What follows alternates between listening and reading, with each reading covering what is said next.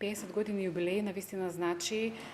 дека оваа година манифестацијата добива посебен значај со 10 уметници, би рекла од сите бивши југословенски републики, значи да ги наброиме како од нашата земја, Србија,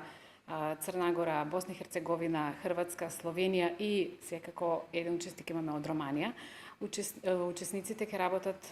во традиционалните техники на сликарството, односно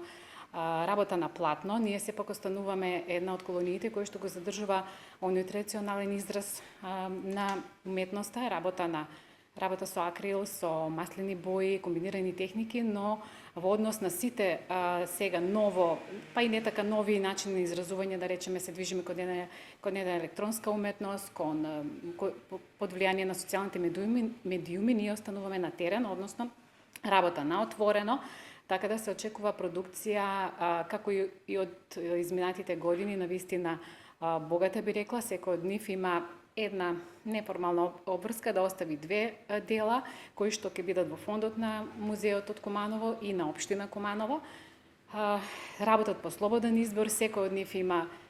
право да си остане доследен на својот авторски израз, така да ќе биде хетерогена, ќе биде различна, ќе биде